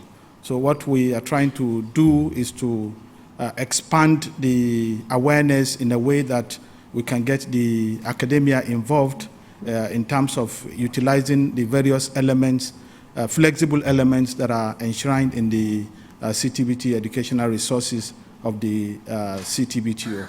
So I invite you to join us at the discussions during the poster session. Thank you. So next poster is by Kentuo, poster number 12. Here it comes. So I will be calling after poster 15, 19, and 20, okay? Mesad, Agrevi, and Ahmed.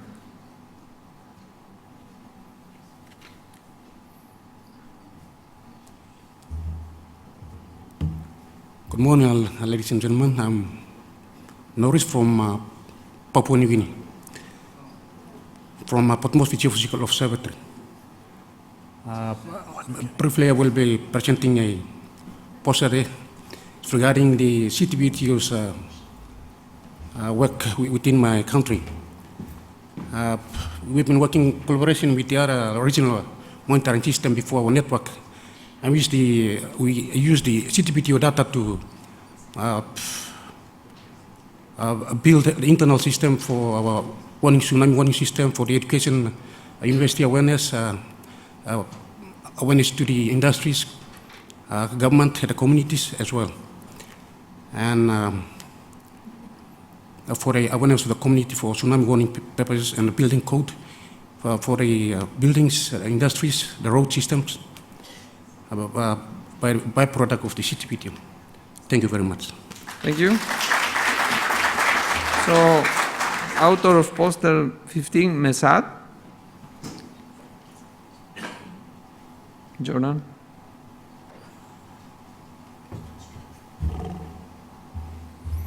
Good morning, everybody. My name is Wajdi Masad from Jordan Seismological Observatory. Jordan Seismological Observatory began its routine operation in 1983 with 8 stations. After that, expanded the stations to become 2 kinds. One of them is short period stations and strong motion stations. In 1998, with cooperation with Livermore Laboratory, we installed 2 long period stations and recorded the Pakistan nuclear explosion, as we see in this site. We will discuss in our post the discrimination between an earthquakes and explosion. So you are invited to follow our post. Thank you very much.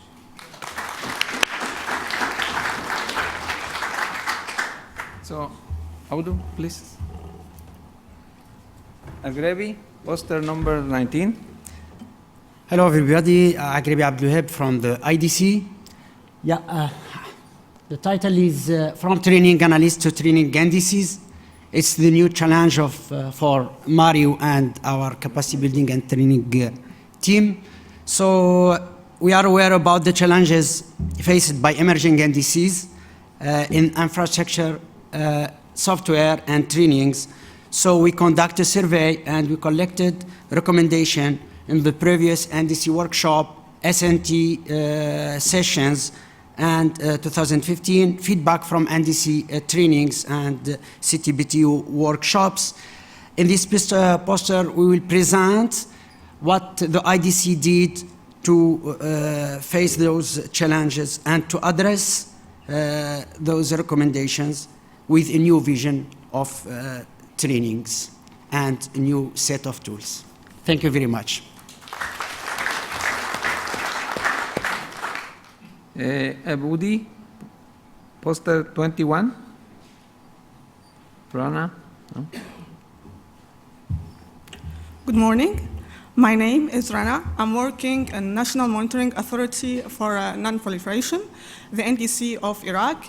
We appreciate the support of the CTBTO to Iraq, so I decided to present this poster. It's about potential benefits of CTBTO to Iraq. The main points of the poster is establishment of NTC in Iraq, donation of capacity building system equipment, the benefits of IMS data and IDC products, the training courses, and CTBT education. So you are welcome to visit my poster. Thank you. And of course, Mr. Muturi, poster number 23.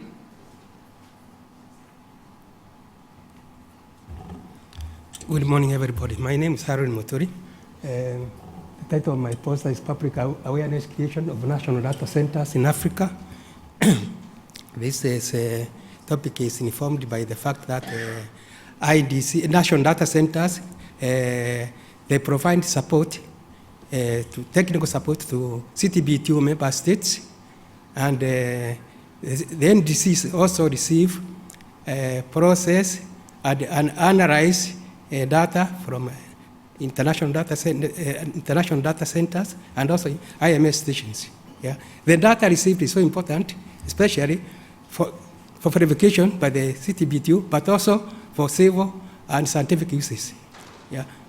It's also a fact that many institutions within the countries, especially in Africa, are not aware, yeah, that this data, the use of this data. So MDCs can have a potential to create wide interest in spin-off application of CTBTO data for civil and scientific uses. Thank you. Okay. Chafwa, poster 24.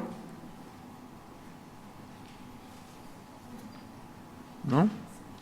Okay, then we move to poster 26, Pershina.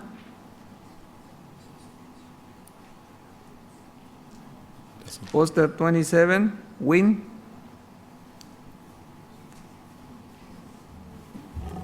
Hello, my name is Win from Myanmar.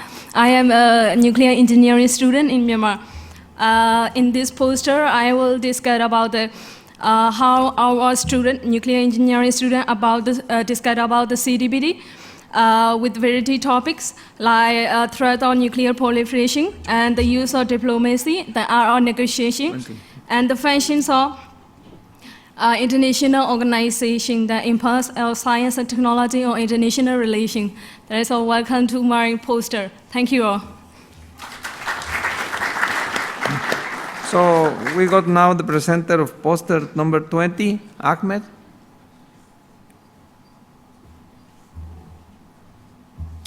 Hi, everyone. My name is Nabil Ahmed. I'm part of a research agency called Forensic Architecture based at Goldsmiths, University of London, where we provide spatial analysis on human rights cases, war crimes, and environmental justice cases.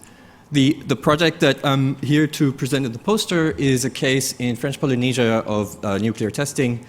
And what we're trying to do is gather existing reports that are both provided by different state agencies, but also declassified information that we've collaborated with Bruno Barrio, who was a now deceased nuclear expert on this case. And we're looking to put together an online platform and possibly looking at working with French Polynesian partners on legal forums, learning from the experience of the Marshall Islands. So really here, I'm here to basically, this is a new kind of tribe, if you'd like, you guys here, and I would love to be able to have conversations and possible collaborations to know if we can translate some of these technical information into an online platform accessible to the public. Thank you. Now we have poster 32, Dmitry Storchek.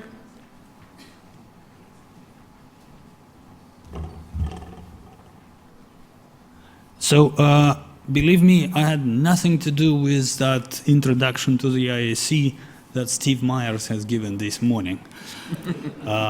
Nevertheless, it's 130 agencies that report bulletins to the IAC, and in recent years, every year is based on the data from 7,500 stations. So it's a huge data set. Over the last 50 years, it's 6 million events, 150 million seismic arrivals, and overall 17,000 stations. So this big data set is a good reference point for all monitoring purposes, for calibration tasks, and etc. We do run the CTBTO link service. This is done for national data centers. Please come to the poster and I explain how the searches that we do are really related to the monitoring tasks, RAB, IMS, and ground truth data sets. Thank you very much. So the last poster we have a minute presentation is number 34. It will be presented by Teokro.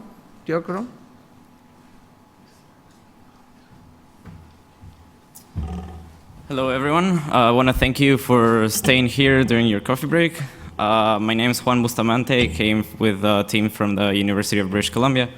And we ask a simple question with our poster: can a game prevent a war? So we designed a viral challenge that we're hopeful that it will spread the word of the CTBT among the masses. And we show this to you with a augmented reality experience. So I invite everyone here to download the app called Layer and come to our poster, and I'm sure you will have a lot of fun. Thank you. Okay, thank you very much. With this, we conclude this morning session. Remember, from 4 to 5 p.m., the poster portion is going to be presented at the Rittersaal. Thank you, and thank you, team. Thank you. The posters are really complicated. Oh. Gee.